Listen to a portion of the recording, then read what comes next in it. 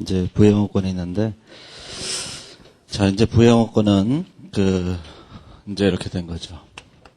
자, 차변과 대변에 우리가 이제 자산과 부채를 이렇게 사오죠. 자산과 부채를 이렇게 사오면 공정가치를 이렇게 사와요. 사오면 여기에 대해서 이제 합병 대가를 이렇게 준다고. 이렇게 현금으로. 이제 왜 이제 합병 대가예요. 네, 합병 대가. 현금을 줘도 되고 주식을 줘도 되는데 합병 대가가 있어요. 그러면 이제 대차가 안 맞는데 이 안 맞는 금액을 부양호권이라고 한다고.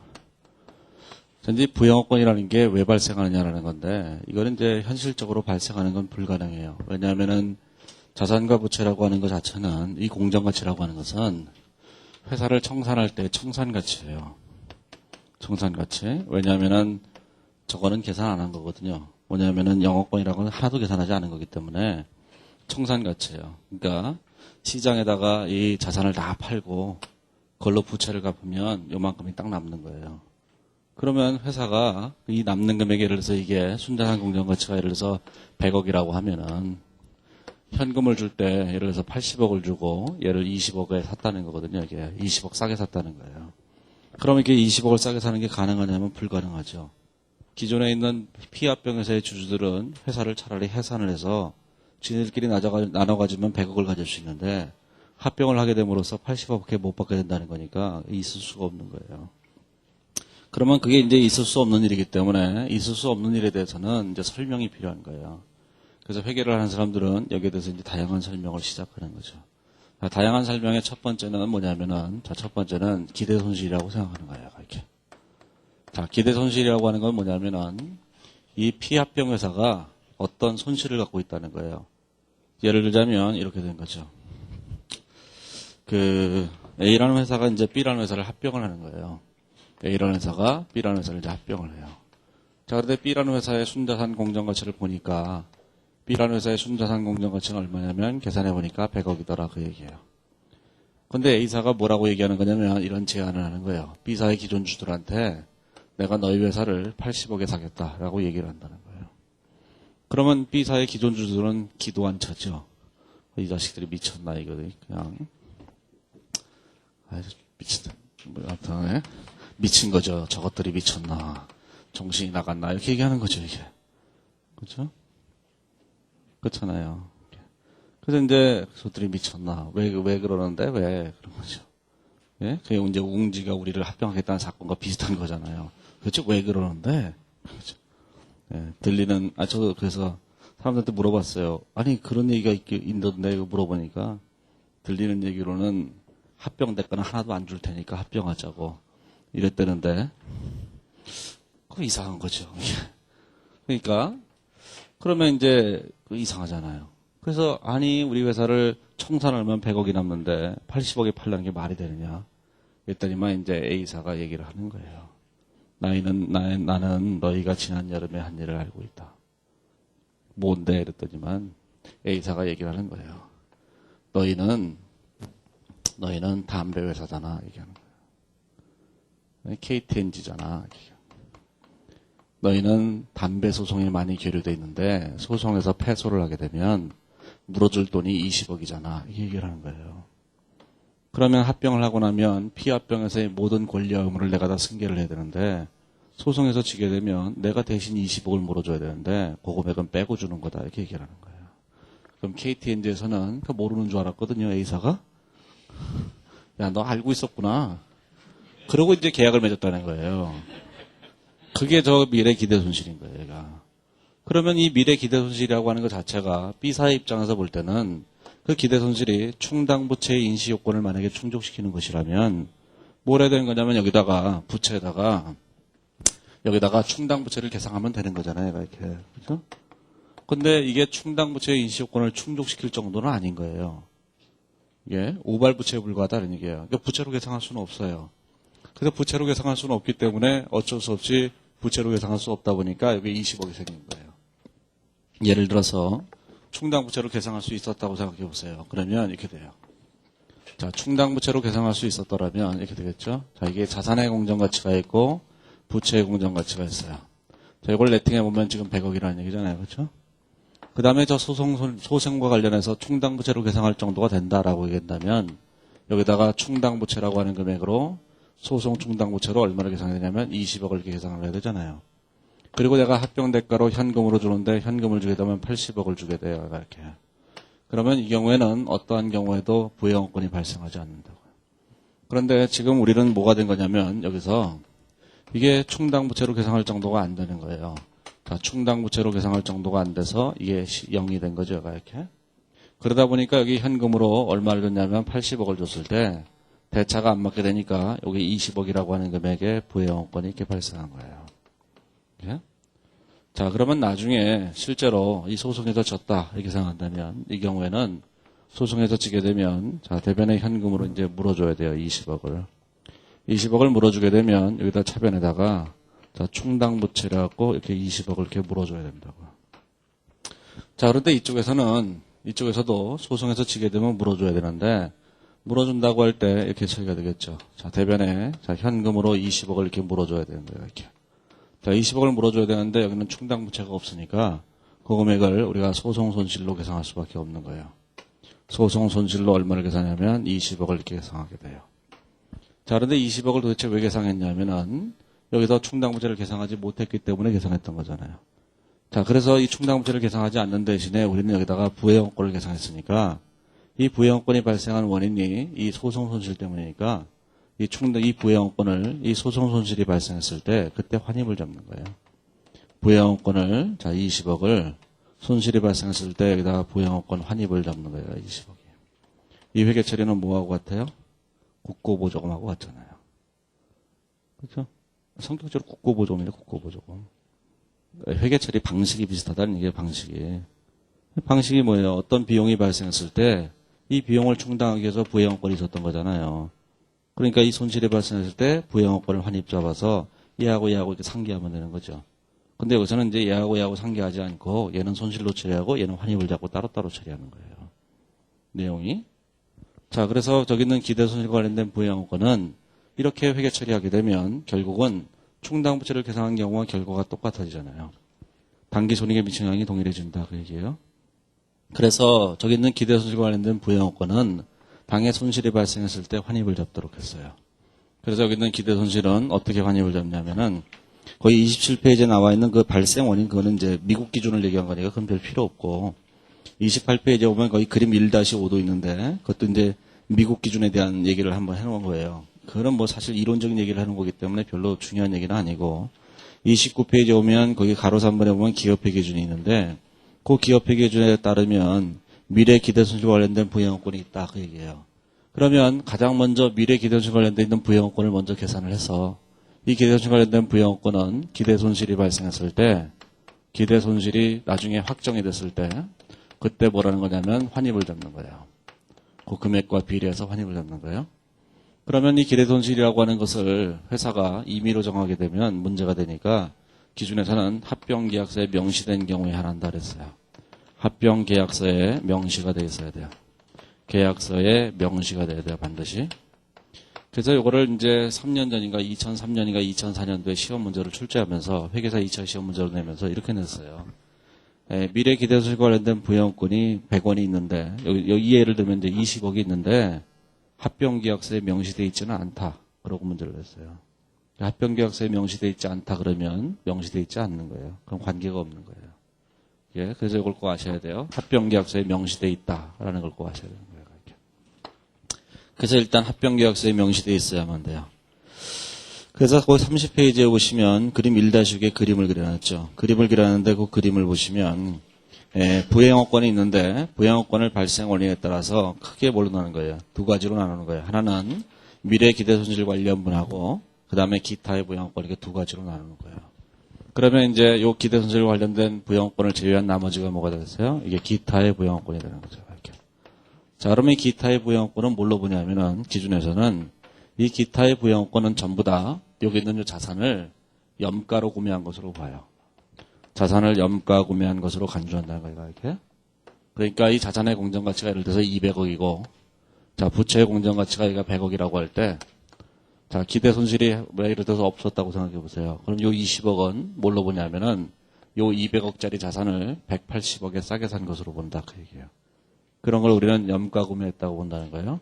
그럼 염가 구매한다고 할 때 여기 있는 자산에는 크게 두 종류 자산이 있다고요. 하나의 자산은 화폐성 자산이라는 게 있고 또 하나는 비화폐성 자산이라는 게 있어요. 그럼 화폐성 자산이라고 하는 것은 싸게 살 수 있는 방법이 없다고 현실적으로. 예? 화폐성 자산이라는 것이 현금이에요. 저 회사가 은행에다가 현금 100억을 넣어놓고 있어요. 자, 그 100억을 나한테 팔아라. 내가 특별히 80억을 줄 테니. 그러면 누가 하겠어요?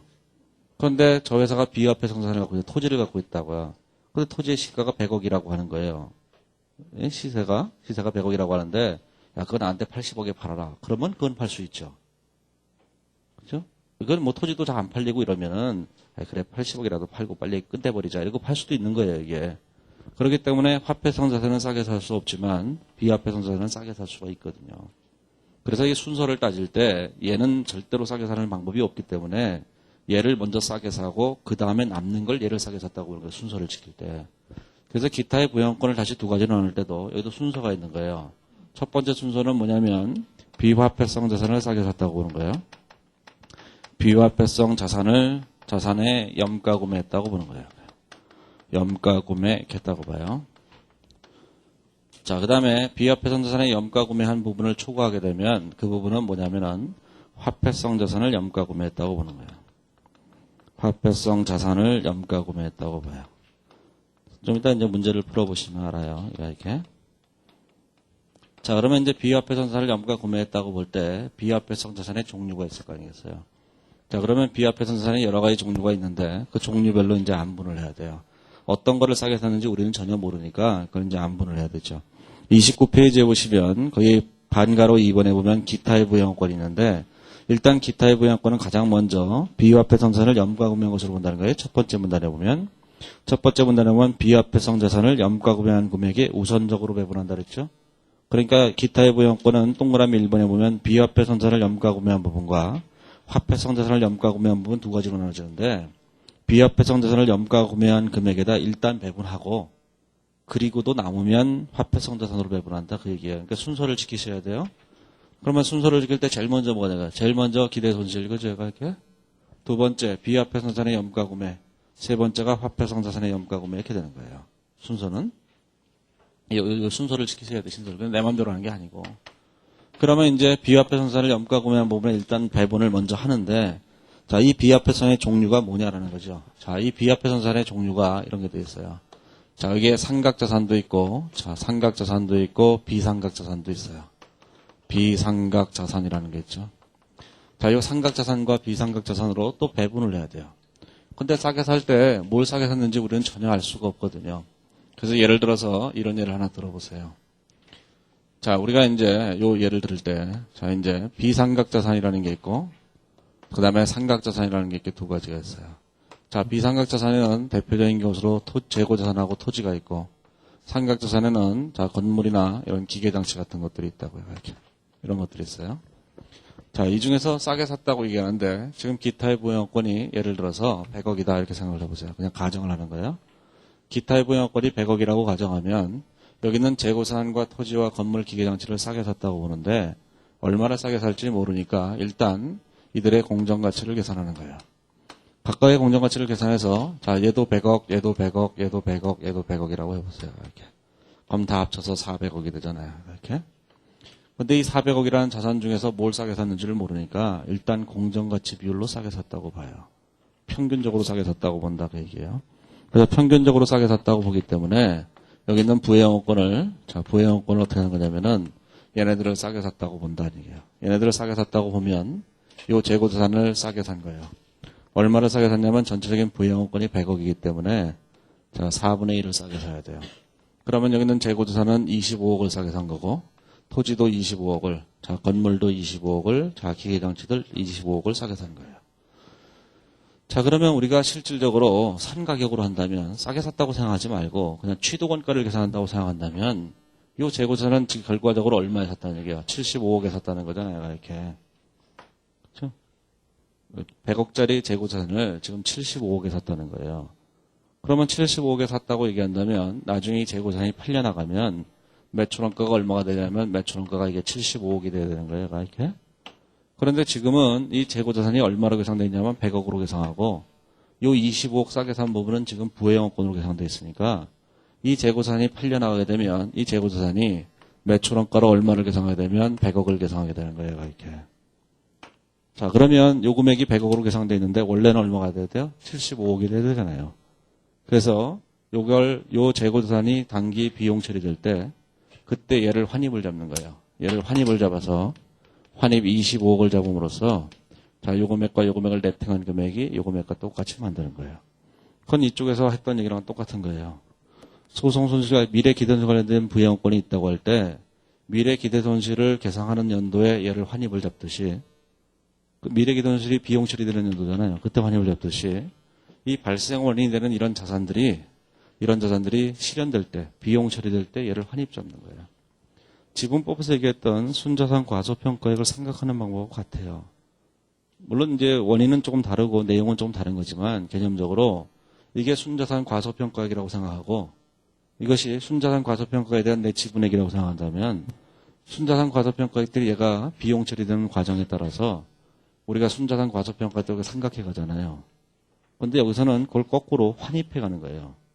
얘네들이 비용 처리될 때마다 생각되는 것이 순자산 과소평가액 지분법에서 그거고 얘네들이 비용 처리될 때마다 얘를 환입하는 것이 부양권 환입 방식이에요.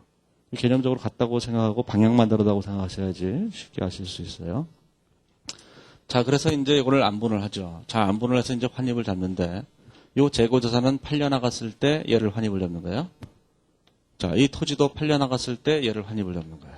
이렇게. 자, 그러면 이 건물과 기계장치라고 하는 것은 얘네들이 비용 처리될 때 비용 처리되는 방법은 여기서는 두 가지예요. 감가상각을 통해서 비용 처리되거나 처분을 통해서 비용 처리되는 둘 중에 하나인데 얘네들이 감가상각을 통해서 비용 처리가 되면 거기에 비례해서 얘를 환입 잡으면 되고 얘네가 처분되면 즉시 다 환입 잡으면 되는 거예요. 자, 그런데 기준에서는 그렇게 안 만들어 놓고 좀 다르게 만들어 놨어요. 원래는 이 건물과 기계장치가 있다고 하냐면 건물과 기계장치를 따로따로 감가상각비를 계산해서 이 감가상각비를 따로따로 계산해서 그 비율에 따라서 얘를 각각 환입 잡아야 되는데 연결 기업인수미 합병하는 회계처리 준칙에서는 어떻게 하도록 했냐면은 요 전체를 전부 다 일괄 계산해서 요것의 가중평균 내용수를 계산해요.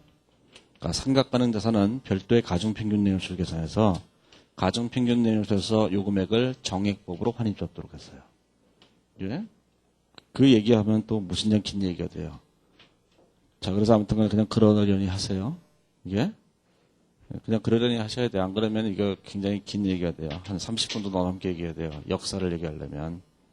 그래서 요거는 가정평균 내용수를 계산해서 환입 잡는다 그 얘기예요. 그래서 이제 거기 보시면 뭐라고 되어 있냐면은 30페이지에 오면은 그림 1-6을 잠깐 보시면 기타의 부양권을 크게 세 가지로 나누는 거예요. 실제로는. 기타의 부양권은 비상각자산 연가구매분, 상각가능자산 연가구매분, 화폐성자산 연가구매분 이렇게 세 가지로 나누는 건데 비상각자산 연가구매분과 상각가능자산 연가구매분은 이제 공정가치 비율로 안분하는 것이고 그러면 환입을 할 때 비상각자산을 연가구매한 부분은 처분한 시점에 환입을 하고 그 다음에 상각가능자산의 연가구매분은 가중평균 내용수를 써서 정액법으로 환입하는 거예요. 그런데 어떤 회사가 질의를 했어요. 그 상각하는 가능자산 중에 일부를 팔았다. 그러면 환입을 어떻게 되느냐 그랬더니만 처분하는 경우에는 일시 환입하는 것이다. 이렇게 얘기했다고. 그래서 그거를 이제 비구에다 써놓긴 했는데 그건 신경 쓰지 마시고 팔기 전에 시험이 끝나요. 예? 그게 가장 중요한 얘기거든요. 그러니까 파는 얘기는 나중에 실무에 가서 하면 돼요. 여기서는 팔기 전에 시험이 끝나는 거니까 상각가능자산 염가구매분이 있는데 그 부분은 가중평균 연수를 쳐서 정액법으로 환입한다. 요거만 아시면 돼요. 이게 곧 없어질지도 몰라요. 이게 지금 그 금감원하고 계속 전쟁을 하고 있는 이거는 이것 때문이라는 거거든요. 그 한국회계기준원에서는 얘를 그냥 즉시 환입 잡겠다 이렇게 얘기하는 거. 이게 구질구질하게 안 하겠다 그 얘기고, 금융감독원에서는 계속 구질구질하게 해 이런 얘기고. 그래서 계속 그런다는데 뭐 소문이 그런 건데 뭐 잘 모르겠어요. 결과가 뭔지는. 자, 그래서 이제 그 문제를 한번 해보는 거죠. 자, 문제를 일단 해보시면 돼요. 자, 그러면 이제 거기에 있는 문제를 한번 보면 본문에 있는 얘기는 좀 나중에 보고 자, 예제 3번을 보시면 자, A사는 B사의 주식 100%를 3만 원에 취득하고 2008년 1월 1일 합병 기준일로 해서 흡수 합병했다. B사의 순자산 공정가치는 다음과 같다. 화폐성 자산, 비화폐성 자산, 부채 이렇게 돼 있잖아요. 그러면 자 부양호권이 얼마가 되겠어요? 일단 요구사항 1번에 회계처리를 해봐라 그랬으니까 합병일에 회계처리를 해보시면은 합병일에 이런 회계처리를 하게 되죠.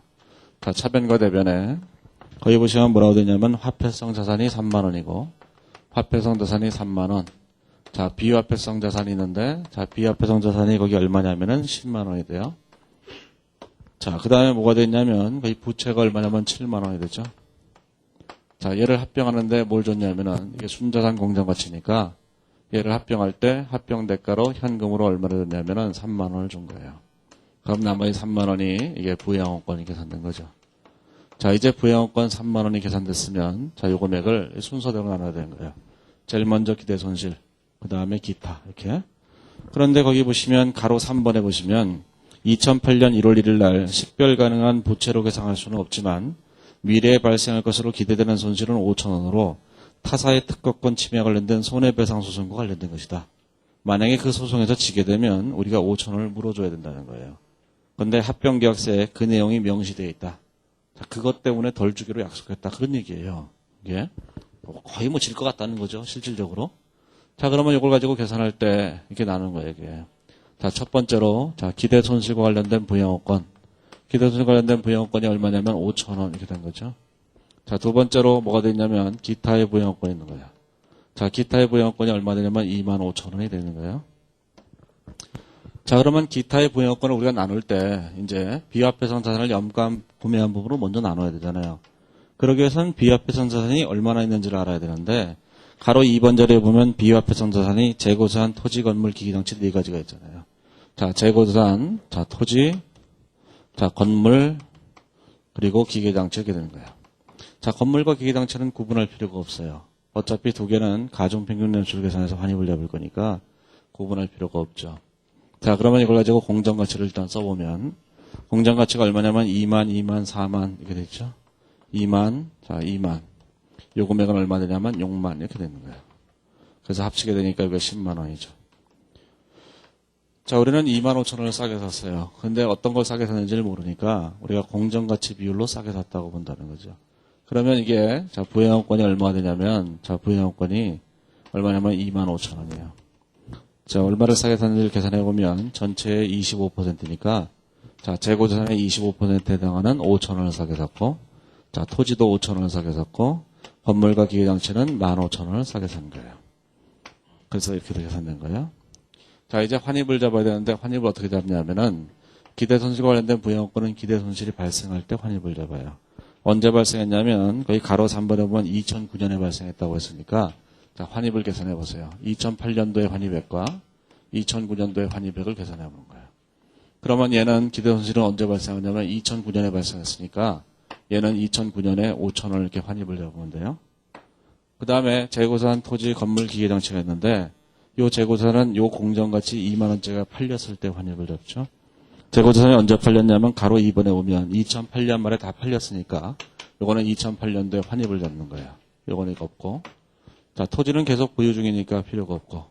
자, 건물과 기계장치의 가중평균연수 계산해서 그걸로 환입을 잡아야 돼요.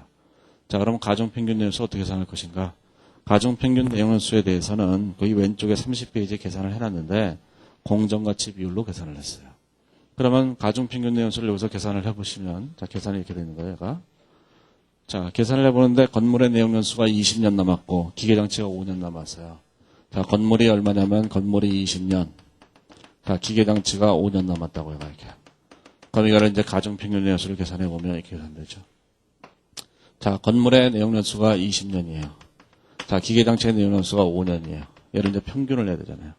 평균을 낼 때는 반드시 가중치가 필요한 거예요. 여기다 가중치가. 이렇게 필요한 거예요. 가중치를 뭘로 했냐면은 공정가치로 했다. 그 얘기죠.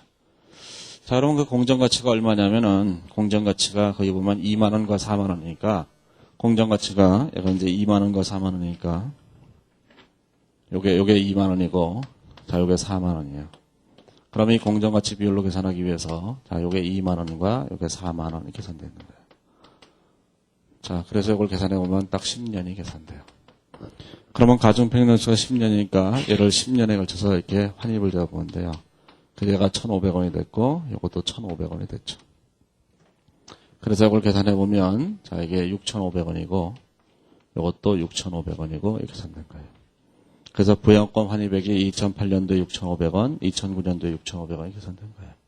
환입액이. 자, 그러면 왜 가중평균연수를 왜 공정가치 비율로 해야 되느냐? 그거는 그 기준에 그렇게 쓰여져 있어서 하는 거예요. 이게 뭐 별다른 뜻 없어요. 그런데 이제 여기에 대해서는 오랫동안 논쟁이 있어 왔어요. 아주 옛날에는 이 가중평균연수를 계산할 때 그 가중치를 뭘로 할 것인가에 대해서 기준서에 아무런 설명도 없었거든요. 그렇기 때문에 책마다 좀 다른 설명들을 많이 했어요.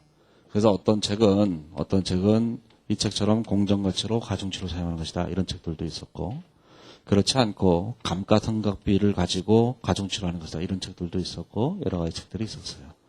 가장 대립되는 이론이 두 가지였거든요. 공정가치로 하는 거, 감가상각비로 하는 거. 자, 그런데 그 이후에 시간이 한참 지난 후에 어떤 회사가 질의를 했는데 질의를 통해서 회신을 했어요. 회신한 거에 보면 거기에 보면 사례가 나오는데 그 사례에 보면은 가중평균연수를 계산하는 사례가 하나 있어요. 그 사례에 보면은 공정가치로 가중평균연수를 계산하고 있어요. 이게 옳으냐 이런 얘기를 하고 싶지는 않아요. 중요한 문제는 둘 다 틀렸다는 거예요. 이게 둘 다 틀렸다는 거예요. 둘 다 틀렸어요. 그래서 제가 옛날에 중급회계 이전에 쓴 책에서는 이 두 개가 왜 틀렸는지에 대해서 그걸 2페이지 걸쳐서 증명을 했는데 미쳤죠, 그것도. 왜 그런 짓을 했는지 모르겠어요. 이게 자꾸 이게 좀 이게 철이 없어서 그런데 조금씩 지나면 철이 조금씩 생겨요. 이게. 그러다 보니까 이제 그런 짓 안 하는 거죠, 이게. 예, 그거 쓰느라고 또 몇 시간 걸렸죠. 이게 다 쓰느라고. 예를 들어가면서까지 해야 되니까. 미쳤어요. 자, 이게 아니고 기준에 이렇게 돼 있어요. 그러면 그걸로 충분한 거잖아요. 그렇죠?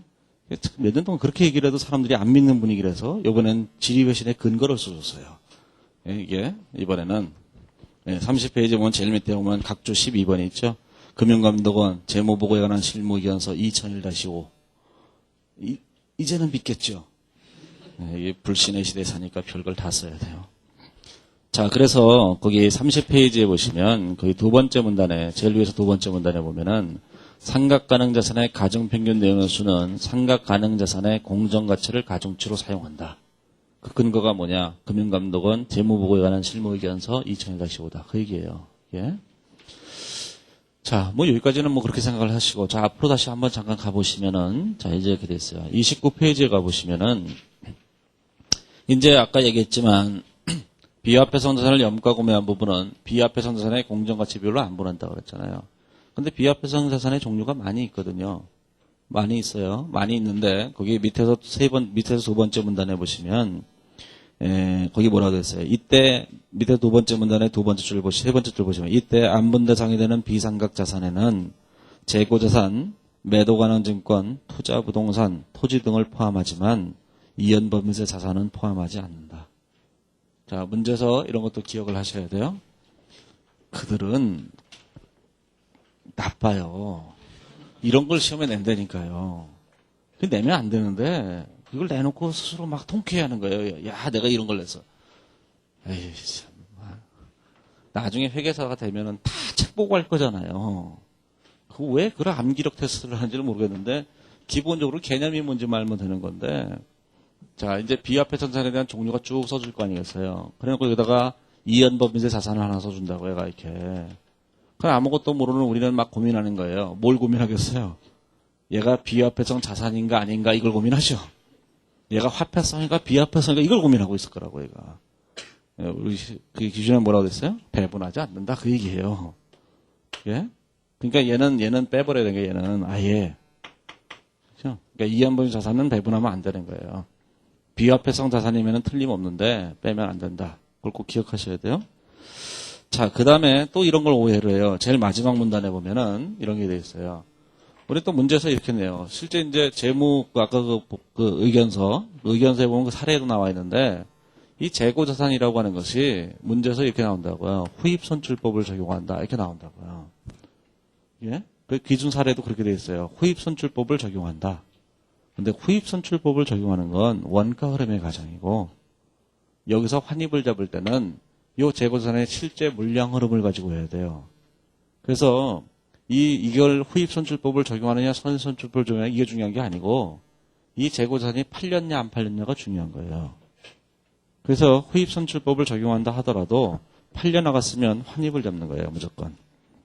그래서 31페이지에 보면 가로 2번에서도 31페이지 가로 2번에서도 뭐라고 되냐면 제일 끝에 재고자산은 후입선출법으로 평가한다 이렇게 되죠. 자, 후입선출법으로 평가해도 2008년 좀 판매됐다니까 환입을 잡아야 되니까 무조건. 그걸 꼭 기억을 하셔야 돼요. 자, 그러면 이제 31페이지 보면 요구사항 3번을 보시면 자, 요구사항 3번에서는 한 단계 더 나가서 자, 12만 원이었다 이런 얘기를 하고 있어요. 자, 이제 여기까지 하게 되면 이제 여기까지는 이렇게 된 거죠. 자, 여기까지는 이제 환입을 잡을 때 합병일에 회계 처리를 하고 난 다음에 합병일에 이제 이런 회계 처리를 하고 난 다음에 이제 환입을 잡을 때 2008년 말에는 6,500원을 자, 2008년 말에는 차변의 부영업권 6,500원 자, 대변의 부영업권 환입 6,500원 이렇게 회계 처리하면 되는 거잖아요. 그 다음에 2009년 말에도 다 똑같은 금액을 이제 회계 처리하면 되는 거죠, 이렇게. 자, 그런데 문제는 이번에는 이제 부영업권이 엄청나게 큰 금액이라는 거예요. 31페이지에 보면 요구사항 3번에 보면 이제는 이 금액이 12만 원이라는 거예요, 12만 원. 자, 얘가 12만 원이라면 자, 기대 손실이 5천 원이니까 자, 기타의 부영업권이 얼마 될 거냐면 얘가 11만 5천 원이 될 거예요, 이렇게. 자, 11만 5천 원이 되게 되면 이걸 보면은 자, 부영업권이 얼마 되냐면 11만 5천 원이에요. 그러면 10만 원짜리를 11만 5천 원을 싸게 살 수가 없는 거니까 얘는 10만 원만 싸게 샀다고 보는 거예요. 이렇게. 그리고 한 다음에 나머지 15,000원이 남았죠. 나머지 15,000원이 남았는데 이 15,000원은 뭘로 보는 거냐면은 이거예요. 화폐성 자산을 염가 구매한 것으로 본다. 그 얘기예요. 그래서 기준서에 보면은 그렇게 쓰여져 있어요. 비화폐성 자산의 공정가치를 초과하는 금액은 화폐성 자산을 염가 구매한 것으로 본다.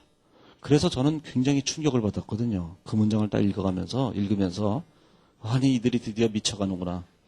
아니 화폐성 자산을 염가 구매하는 게 어떻게 이게 가능한 것이며 더 충격받은 건 여기서는 비화폐성 자산을 염가 구매한 부분은 비화폐성 자산이 비용 처리될 때 환입을 잡았잖아요. 그럼 논리에 따른다면 화폐성 자산이 비용 처리될 때 환입을 잡아야 되는데 그놈의 은행에 있는 돈이 비용 처리하는 걸 어떻게 추적할 것인지 그게 무진장 궁금했거든요. 근데 그 바로 다음 문장에 즉시 환입한다. 그래서 허탈했죠. 그냥 얘기하면 되잖아요. 그냥 싸게 샀네. 이렇게 얘기하면 되는 거죠. 이건 뭐예요? 이거는 기준에서 그냥 사족을 붙인 거예요. 사족이라고 아시죠? 사족. 아니, 어차피 뭐 제가 써도 모를 거 아니겠어요?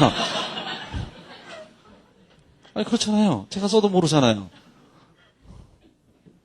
아무튼 사족. 그 옛날에 유럽 고사에 뱀을 막 그려놓고 난 다음에 어딘가 뭔가 허전해서 뭐가 틀렸을까 이래갖고 다리를 그려놨다는 이 전설거도 같은 얘기 이게 그 얘기에 따라서 이거 해놓은 거예요. 이게 뭔가 설명은 하긴 해야 되겠는데 이거 싸게 산 이유가 뭐겠어요? 그거는 조직이 결부된 거예요. 조폭이 와갖고 옆에서 획칼 딱 들고 있고 너 줄 거야 말 거야 이러고 있는 그거를 쓸 수는 없잖아요. 기준에서. 뭔가 설명은 해야 되겠는데 그래서 설명을 하느라고 했는데 이따위 설명을 한 거죠. 그냥 협상력의 차이 기타 등등으로 인해서 싸게 산 거다. 회사를. 그러니까 즉시 이익을 본 거니까 환입을 잡으면 된다. 이렇게 설명하면 되는 걸 가지고 괜히 또 유식하게 설명하느라고 화폐선산을 싸게 샀다. 이렇게. 그래서 화폐선산을 싸게 샀기 때문에 이 부분은 즉시 환입하도록 했어요. 그래서 즉시 환입하도록 했기 때문에 여기는 15,000원이라고 하는 금액은 그러면 이제 여기 나눠지겠죠. 이렇게 다른 것들은 이제 금액이 완전히 똑같은 거니까 얘를 싸게 산 게 얼마야? 2만 원 싸게 산 거죠. 사실 얘기해 보면 진짜 말도 안 돼요. 아니 그냥 재고자산이 2만 원짜리를 2만 원 싸게 샀다면 진짜 이게 황당하게 이럴 데가 없는 거 이게. 말을 안 해서 그렇지. 이해가 되세요 이게? 미친 것들도 아니고. 이거는 진짜 말도 안 되는 건데 시험에 합격할 때까지는 그냥 시키는 대로 하는 거예요. 저도 옛날에 시험 공부할 때는 그냥 시키는 대로만 했어요. 이해가 안 돼도 그냥 그분이 그렇게 알아서 하셨겠지라고 그냥 했죠. 그러면 요거 2만 원 싸게 사고 2만 원 싸게 사고 6만 원 싸게 산 거예요. 공짜로 받았다 그 얘기예요. 이게. 그래서 얘를 이제 이렇게 환입을 잡는 거예요. 환입을 잡을 때. 얘는 이제 2만 원 다 팔렸으니까 환입 잡고 얘는 없고 얘는 없고 얘는 없고 얘는 10년 가니까 6천 원씩 이렇게 환입을 잡고 이렇게 되는 거죠.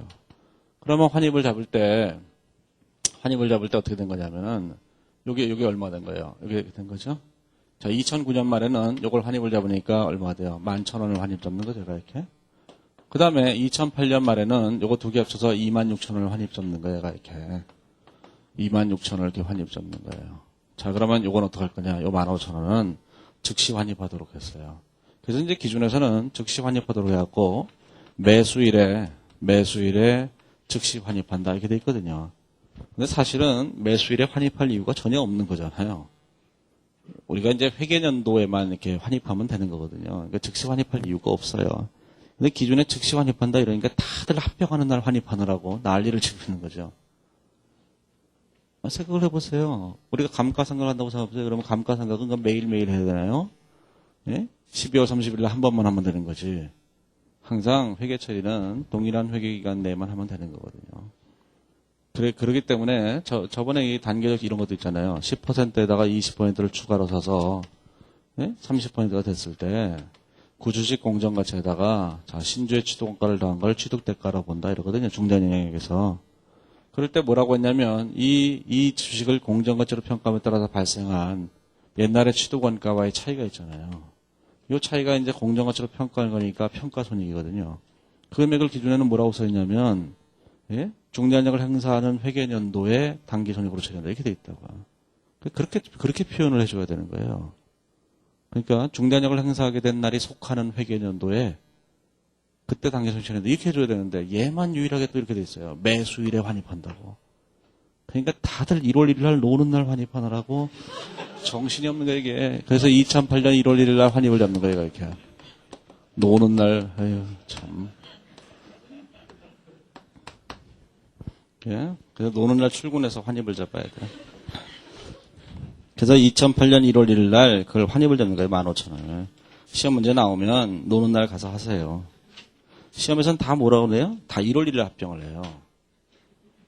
그것도 희한한 일인데. 그래서 잘 모르겠지만 옛날 기준에 보면은 요즘도 가끔씩 그런 기준을 쓰는 사람도 있는데 기준에 사례를 만들거든요. 그럼 사례에 보면은 이런 것들이 있어요. 예를 들어서 2003년 예를 들어서 1월 3일 날 A사는 B사의 주식을 샀다 이런 얘기가 나와요. 왜 하필 3일일까? 그거는 1일과 2일이 노는 날이거든요. 근데 요즘은 1일 날만 놀잖아요. 그래서 1월 2일 날 사야 되는데 이렇게 치밀한 사람들이 있다니까요. 그 기준 만드는 사람들 중에서 미쳐버리겠어요. 근데 저는 노는 날도 일하는 사람이기 때문에 1월 1일 날 사죠. 자, 그래서 이제 이게 굉장히 중요한 거예요. 부양권 환입이. 그래서 이제 30페이지에 보시면 거기 그림 1-6을 보시면 1-6 바로 위에 보시면 이렇게 되어 있죠. 식별 가능한 비화폐성 자산의 거기 박스에 있는 가중평균 내용수 계산한 거 바로 밑에 걸 보시면 식별 가능한 비화폐성 자산의 공정가치 합계액을 초과하는 기타의 부양권은 화폐성 자산을 염가 구매함으로써 발생한 것으로 취득한다. 간주한다. 이때 매수일 현재 이미 경제효익이 실현된 것으로 봐 매수일에 일시 환입하여 이익으로 인식한다 그랬어요. 기존에는 이제 특별이익으로 인식한다 이렇게 돼 있는데 특별이익이 사라지고 없기 때문에 여기서 그냥 이익으로 인식한다 이렇게 썼어요. 영업의 수익으로 그냥 인식하시면 돼요. 그런 내용은 별로 중요한 게 아니니까. 자, 이제 뒤로 가보시면은 34페이지에 오면 이제 기타 사항이 있는데 자, 가로 1번에 보면 이제 합병 관련 비용이 있어요.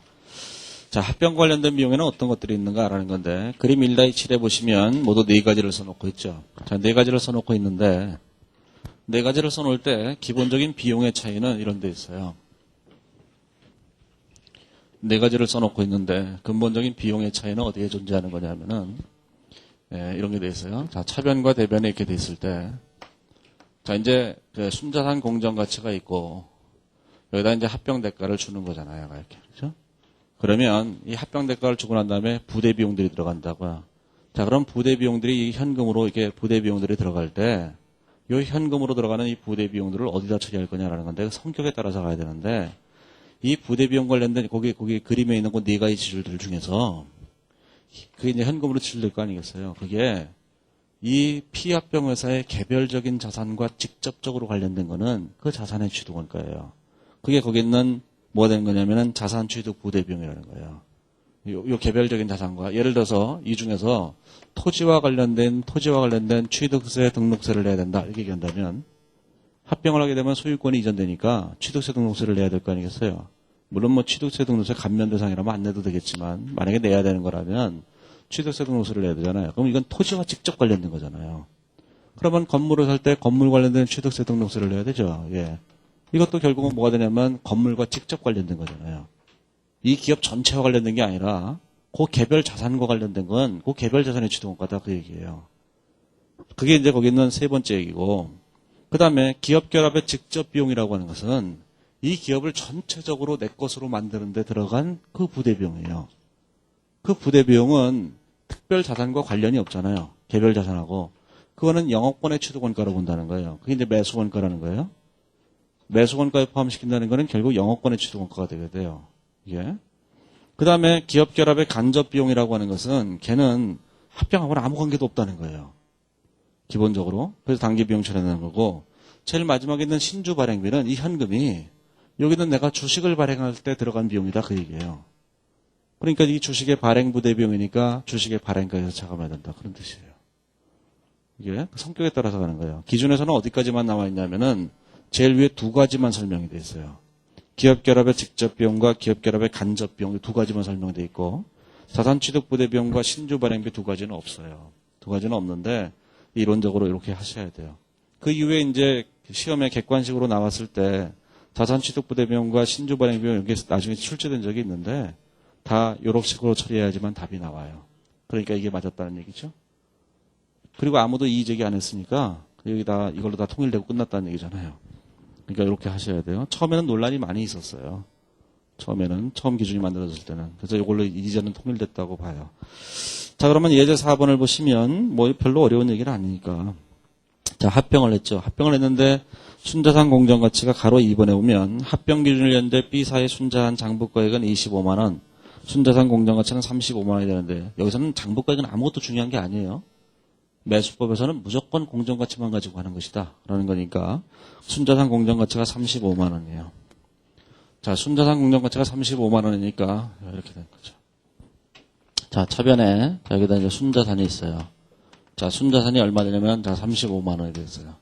그러면 여기다 합병대가를 줬겠죠. 자, 합병대가로 현금을 준 게 아니라 이제 자본금 초과금이라고 하는 주식을 준 거예요. 그러면 주식을 몇 주로냐면 1,500주를 줬으니까 자, 액면가액이 15만 원, 자, 초과금이 30만 원이 돼요. 그래서 여기 합쳐서 45만 원 이렇게 된 거예요. 그러면 여기 10만 원이라는 금액이 여기 영업권 이렇게 된 거죠. 자, 이제 합병 관련 부대 비용이 들어갔는데, 자, 합병 관련 부대 비용으로서 5,000원, 만원, 5,000원, 8,000원 해갖고 28,000원의 돈이 들어갔죠. 자, 현금 28,000원이 들어갔는데, 자, 이 중에 일부는 이 자산을 사기 위한 거고, 일부는 영업권을 사기 위한 거고, 일부는 주식을 발행하기 위한 거고, 이렇다는 거예요. 그렇죠? 그러면 자산을 사기 위한 것은 뭐예요? 순자산으로 가는 거고, 영업권을 사기 위한 거는 영업권으로 가는 거고, 그렇죠? 주식을 사기 위한 거는 주식의 발행가액을 보니까 초과금에서 줄이고 아무 관련 없는 건 단기 비용 처리한다 이런 얘기잖아요. 그렇죠? 발생 원인별로 다 따져가면서 그렇죠? 물론 이렇게 공부할 필요는 없어요. 그냥 그렇다는 것이 이게 그러니까 원래 그 내용 자체가 현금이 지출된 원인을 따라가는 것이라는 얘기예요. 요건지. 그럼 거기 보시면 뭐라고 되냐면 신주 발행비 얼마 됐어요? 5,000원이죠. 5,000원. 그럼 주식 발행 초과금에서 빼야 되죠. 그 다음에 자산 취득 부대 비용, 그건 순자산이잖아요. 자, 그 다음에 영업권이 있어요. 영업권이 있는데, 영업권이 변호사 수수료잖아요. 5,000원.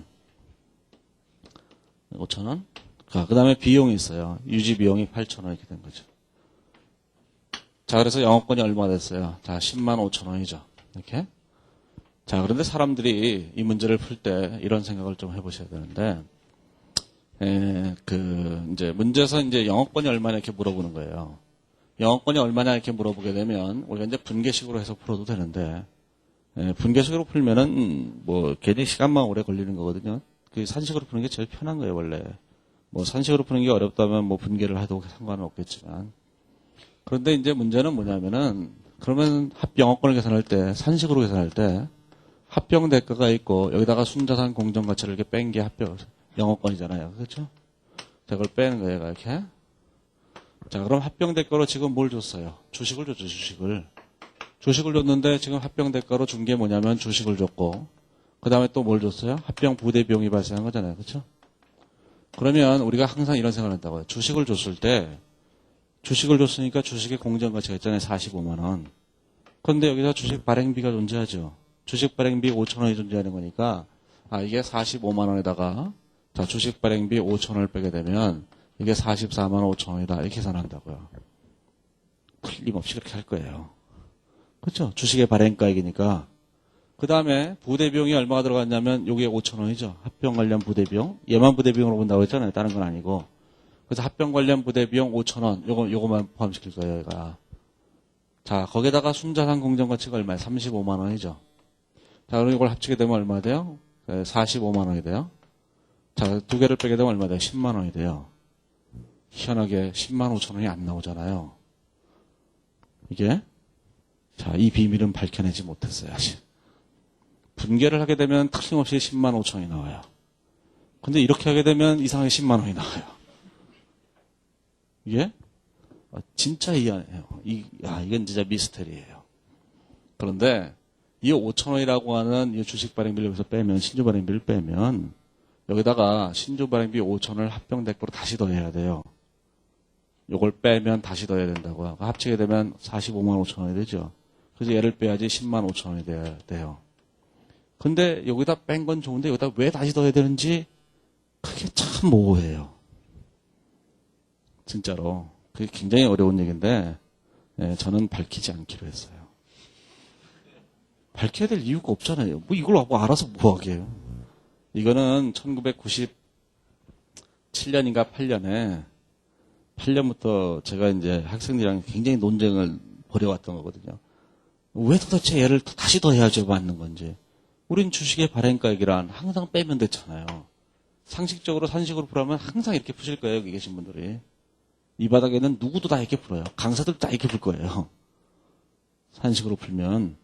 저도 옛날에 다 이렇게 풀었으니까. 나중에 보면 안 맞는 거예요. 분개해보면 안 맞아요. 산식으로 풀면 이렇게 되는데. 나중에 알게 됐죠. 얘를 다시 더해야 된다는 걸. 근데 왜 더해야 되는지는 몰라요. 거기에 대해서는 아직 생각해 본 적이 없다. 그렇죠? 그래서 무슨 얘기냐면은 산식으로 풀 때는 산식으로 풀고 싶으면 가끔은 산식으로 풀 때가 편한 때가 있다고 이게 풀 때는 절대로 이 신주 발행비를 고려하면 안 되는 거예요. 아예 빼버려야 돼, 아예. 그럼 여기서 안 빼면 답이 맞았겠죠, 그렇죠? 안 빼면 이게 45만 원이 됐으니까 45만 5천에서 맞았잖아요. 그러니까 산식을 이용해서 답을 구하려면 산식을 이용해서 답을 구하고 싶으면 다 잊으세요. 다 잊고 얘만 기억하는 거예요. 이게 변호사 수수료, 변호사 그들이 가져가는 것만 기억하는 거예요. 그래야지만 딱 맞아요. 이게 여러 번 학생들이 좀 알려달라고 그랬는데 연구해서 알려달라고 그랬는데 관심 없다고 했어요. 왜냐면 이거 알아서 뭐예요, 그냥. 이게 묘한 논리가 있을 텐데 알고 싶진 않아요, 제가. 빼시면 안 돼요. 이거 빼고 그냥 끝내면 안 된다고요. 빼면 반드시 다시 써야 되고 아니면 아예 고려하지 말든가. 제일 좋은 건 뭐냐면 아예 고려하지 않는 게 제일 좋아요. 그러니까 합병 대가를 계산할 때는 그냥 주식의 그냥 공정가치에다가 신주 발행비를 제외하기 전에 공정가치에다가 거기다가 합병 관련 직접 부대 비용만 계산하는 것이다. 이렇게 계산하는 게 제일 좋은 거예요. 마치 저렇게 계산할까봐 그래서 잠깐 얘기한 거예요. 그러면은 반드시 신주 발행비에 대한 고려가 필요하다는 거. 자, 35페이지에 오면 자, 우발 상황에 대한 매수 원가의 조정이 있는데 거기 가로 2번하고 뒤에 나오는 37페이지는 가로 3번에는 자산부채 후소적 식별과 가치의 변화가 있는데 그 두 가지는 아직 한 번도 출제된 적은 없어요. 출제된 적은 없다는 거지 안 나온다는 얘기가 아니라 출제된 적이 없다 그 얘기예요. 아직까지는. 근데 얘기를 해보면 이런 거예요. 거기 이제 35페이지 오면 그 글로 쭉 써 있는데 그 뒤에 있는 그 36페이지는 그림이 있어요. 그림을 보시는 게 좋아요. 그림으로 요약해 놓은 거니까 설명도 앞에 별로 없고 그러니까 거기는 36페이지를 보시면 이렇게 돼 있어요. 오발 상황에 따른 추가 지급 약정이라는 게 있어요. 자, 우발 상황에 대한 추가 지급 약정이라고 하는 것은 어떤 미래에 발생할 어떤 우발 상황이 있으면 거기에 따라서 현금을 더 지급한다 만다를 결정하는 거예요. 이게 그래서 그런 경우에는 매수일에 거의 처리 방법 있죠. 매수일에 발생할 가능성이 매우 확실하고 금액이 추정 가능한 경우에는 매수 원가에 가산하여 영업권이나 부영업권을 조정하는 것이다. 이렇게 돼 있어요. 자, 그 얘기는 이제 무슨 뜻이냐면은 거의 발생 가능성이 확실하다는 표현이 있는데 이게 이제 현재 기준에 따르면 발생 가능성이 매우 높은 이런 경우가 돼요. 이게 이제 옛날 기준이라서 발생 가능성이 확실하다는 표현을 썼는데 이게 요즘 기준으로는 이제 그 충당부채 기준서에 나오는 매우 높음이라는 거예요. 이게 확실하다는 표현이. 네, 그러면 이제 매우 높으면 어떻게 되겠어요? 충당부채를 계산해야 되는 거잖아요, 무조건. 그래서 이렇게 얘기하는 거죠. 별 얘기가 아니라 거기 이제 보시면 이렇게 된 거예요. 문제에서 보시면 36페이지에 보면은 2008년 1월 1일 내 주식 100%를 취득하고 공정가치 10만 원짜리 자사 주식을 발행 교부했다. 그런데 A사는 B사를 흡수합병이고 순자산 공정가치 7만 원이에요. 그러면 여기다 이렇게 된 거죠. 자, B라는 회사에 자, 순자산이 얼마냐면 얘가 7만 원이에요. 7만 원. 자, 얘를 하기 위해서 나는 뭐랬냐면 합병 대가로 10만 원짜리를 준 거죠. 자, 자본금 초과금으로서 얼마를 줬냐면은 내가 10만 원이라는 걸 줬다 그 얘기예요. 이렇게. 자, 그런데 뭐가 필요했냐면은 가로 2번에 보면 우발 상황에 대해서 2만 원을 더 주기로 했다는 거예요. 그러니까 그런 우발 상황이 나타나면 2만 원을 주고 우발 상황이 안 나타나면 안 준다. 그런 식의 말하자면 근데 걔가 발생 가능성이 매우 높다는 거예요.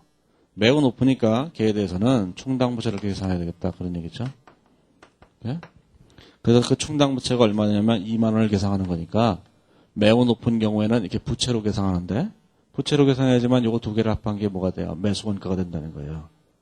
순자산 공정가치 7만 원짜리를 사오기 위해서 요 두 가지 금액을 준 거죠, 얘가. 그러니까 여기 5만 원이 뭐가 되냐면 영업권이다. 이렇게 계산된 거예요. 이렇게. 자, 그래서 그게 영업권이 된 거고, 나중에 손실이 발생했을 때는 차변의 충당부채, 대변의 현금이라고 끝내는 거예요. 이게. 자, 두 번째는 무슨 얘기냐면은 사업 성과에 따른 추가 지급액이 있어요. 이제 합병을 하다 보니까 합병이 잘 안 되는 거예요. 그래서 뭐 더 달라, 덜 달라 이러면서 뭐 얘기하겠죠. 그러니까 협상이 안 되는 거예요. 그래서 이런 얘기를 한 거죠. A사는 제일 처음에는 주식을 이렇게 주기로 했어요. 자본과 초과금으로 자 주식을 이렇게 10만 원어치만 주기로 한 거예요. 내가 이렇게. 근데 피합병회사 측에서 주주들이 10만 원 갖고 안 된다는 거죠. 우리 회사가 지금 앞으로 굉장히 잘 나가는 회사이기 때문에 이 10만 원 갖고는 절대로 안 판다는 거예요. 근데 A라는 회사 입장에서 볼 때는 별로 그럴 것 같이 보이지 않잖아요. B라는 회사는 넌 우리를 잘 몰라서 그래 그러고 막 얘기하는 거잖아요, 얘가. 그래서 둘이 이제 합의를 한 거예요, 이렇게. 그러면 일단 우리가 10만 원 주고 10만 원짜리 주식을 주고 나중에 네가 말하는 것처럼 사업 성과가 나게 되면 그럼 내가 돈 더 줄게 이렇게 얘기한 거예요. 그게 사업 성과에 따라서 추가 지급하는 금액이에요. 그래서 거기 요구사항 2번에 보면 2번에 이렇게 돼 있죠.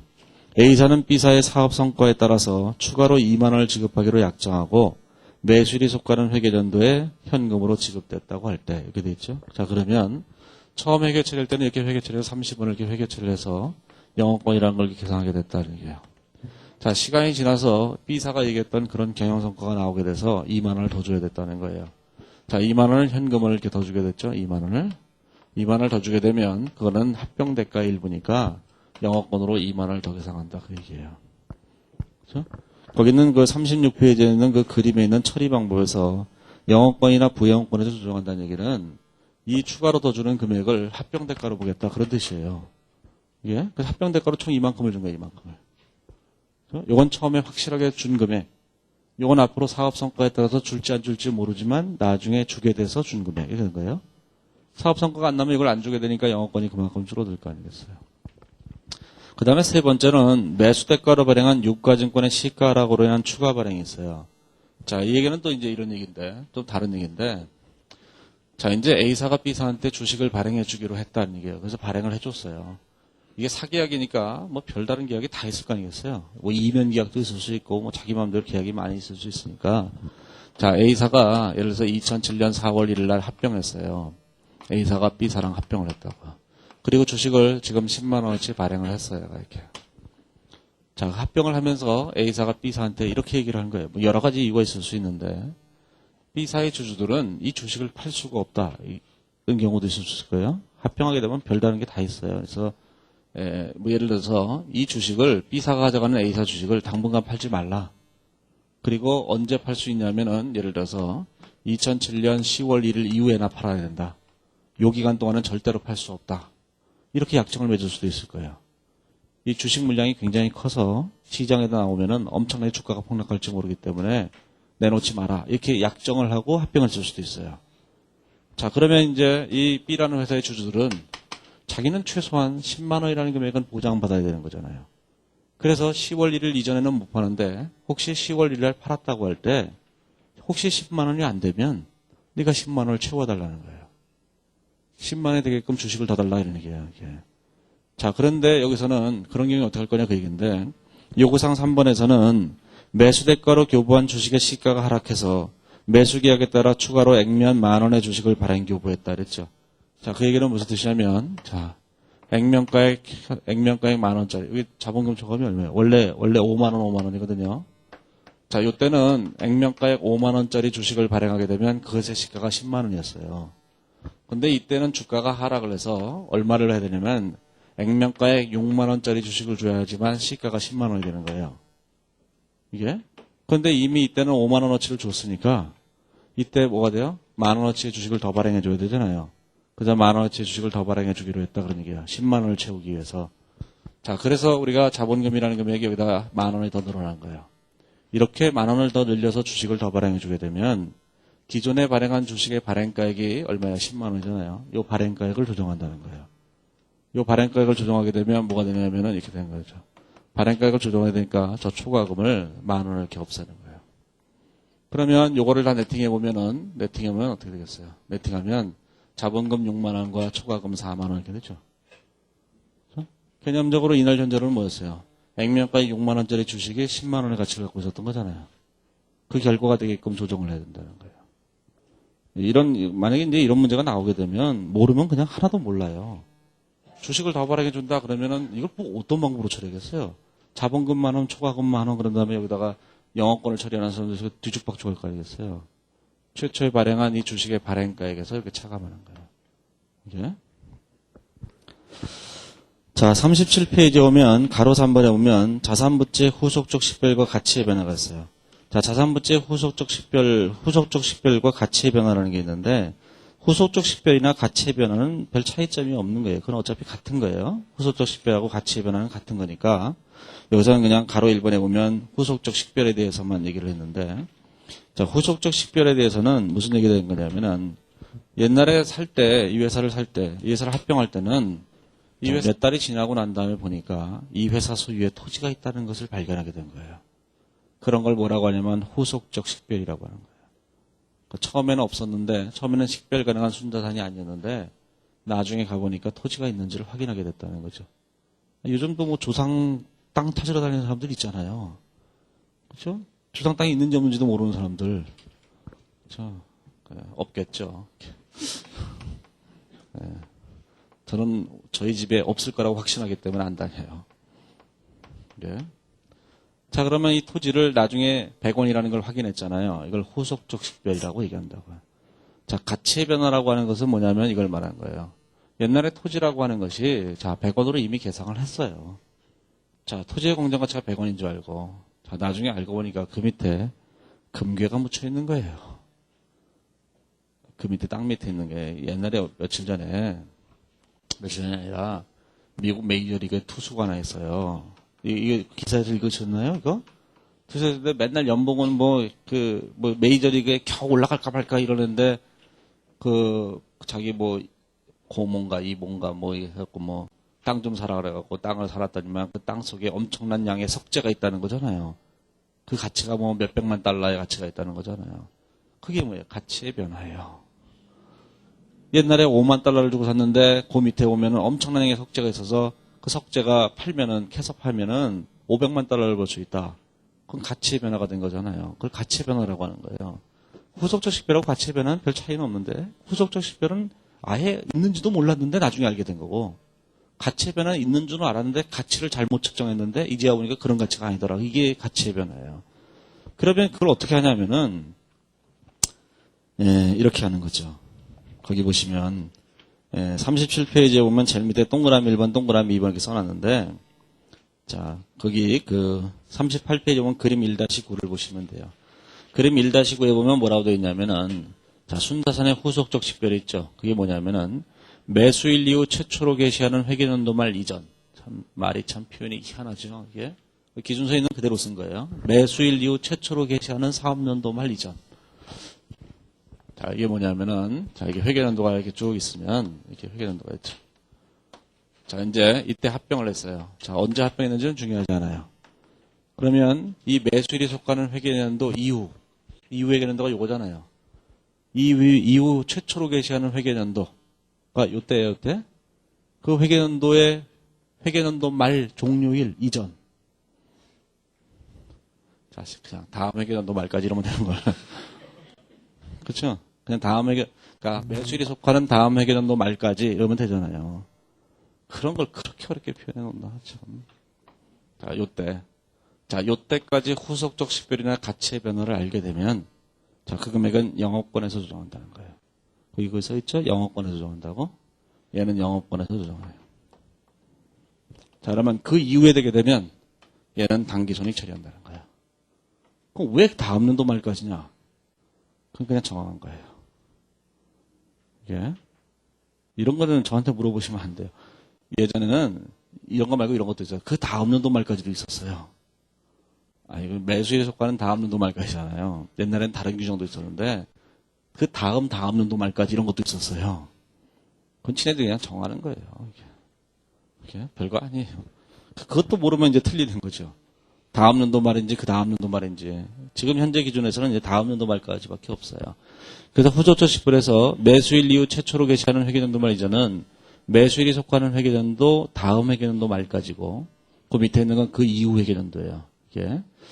그 다음에 이제 충당부채 수정이라고 하는 게 있는데 38페이지 보면 제일 위에 있는 가로 2번에 보면 아까 이제 충당부채로 계산할 수 있는 것이 세 가지가 있다고 했잖아요. 그 금액이 변경될 수 있다는 거예요. 아까 이제 회계 처리할 때 여기다가 뭐라 했냐면은 계약 파기비용, 뭐 예를 들어서 종업원 감축 보상 비용 이게 있었잖아요. 예를 들어서 여기다 충당부채를 계산했어요. 그러니까 종업원 예를 들어서 1000명을 감축하기로 했다 이런 얘기죠. 감축하려면 여기에 대해서 1인당 예를 들어서 한 100만 원 정도의 퇴직 위로금을 줘야 된다. 그래서 모두 얼마를 계산했냐면은 금액을 뭐 10억이나 이렇게 계산했겠죠. 10억이 맞는지 모르겠네. 10억을 충당부채로 계산했을 거다 이런 얘기예요. 네, 그런데 세월이 지나가다 보니까 뭐 자를 필요가 없을 것 같아요. 그래서 안 자르기로 한 거예요. 안 자르기로 하면 충당부채가 필요 없잖아요. 그게 여기서 얘기하는 충당부채로 인식한 금액의 추정이라는 거예요. 또 1000명 갖고는 택도 없다. 야, 10,000명 잘라. 이런 경우도 있겠죠. 그럼 이게 100억으로 바뀌잖아요. 이렇게. 이게 거기서 얘기하는 충당부채로 인식한 금액의 추정이라고 하는 거예요. 자, 그런 경우에는 뭘로 처리하냐면 그때 영업권이나 부영업권에서 조정한다는 거예요. 자, 그래서 이제 그 밑에 예제 6번을 보시면 뭐 예제 6번은 뭐 별로 어려운 얘기는 아닌데 38페이지에 보시면 자, A사는 2008년 1월 1일에 B사를 흡수합병하는 계약을 체결하면서 기존 주대에 매수 대가로 10만 원을 지급했다. 자, 순자산 공정 가치는 8만 원이고 구조정 충당부채로 만 원을 계상했다. 그래서 39페이지에 보면 회계 처리가 차변의 순자산 8만 원, 대변의 구조정 충당부채 10만 원, 대변의 현금 10만 원. 그러면 대차 맞추는 금액이 영업권이겠죠. 3만 원이. 그리고 난 다음에 2008년 12월 31일 날 이 영업권을 10년 동안 상각하기로 했어요. 39페이지 제일 위에 요구사항에 보면 자 10년간 상각한다고 해서 나누기 10 이렇게 계산했죠. 자 그리고 난 다음에 2009년 1월 1일 날 가로 2번에 보면 구조정 계획을 축소함으로써 보상 비용을 8,000원으로 감소하기로 했고 재고산 7,000원짜리가 있다는 것을 확인했다는 거예요. 옛날에는 몰랐는데. 그래서 39페이지에 오시면 2009년 1월 1일 날 구조정 충당부채가 10,000원에서 8,000원으로 줄어들었으니까 충당부채 2,000원을 줄이고 그 다음에 재고자산도 7,000원을 늘리고 그러면 그만큼 영업권이 줄어들게 된다는 거예요. 자 그러면 줄어든 영업권을 기준으로 해서 2009년 말에 무형자산 상각비를 또 계산하는 것이고 그 다음에 2010년 1월 1일 날 이제 토지의 공정가치가 4,000원 과소평가됐다는 것을 발견해서 그 토지 4,000원을 추가로 계산하게 됐다는 거예요. 여기서 과소평가됐다는 표현은 이게 되게 웃기는 얘기긴 하지만 이런 표현이에요. 이 토지라는 것이 지금 거기 보시면 얼마예요? 4,000원 과소평가될 때죠. 그 얘기는 지금 현재 과소평가될 때 그 얘기가 아니고 원래 2008년 1월 1일 날 합병할 때 이때 토지라고 하는 것을 14,000원이라고 이렇게 계산했었어야 되는데 2008년 1월 1일 날 그때 실수로 얘가 10,000원이라고 생각했다 그런 얘기예요. 그래서 이게 과소평가되어 있다는 얘기지 지금에 와서 2010년 1월 1일 날 4,000원이 과소계산되어 있다 이런 얘기를 하는 게 아니고 이때 계산할 때 14,000원이었어야 되는데 10,000원이라고 잘못했다 그런 얘기예요. 예? 그 얘기하다 보면 진짜 황당하죠. 2년 지난 후에 옛날에 보니까 그거 내가 잘못했던 것 같아 이러면은 이건 뭐 하자는 주작이에요. 그럼 이게 뭐 조작하는 것밖에 더 되겠어요 이걸? 그렇죠? 예.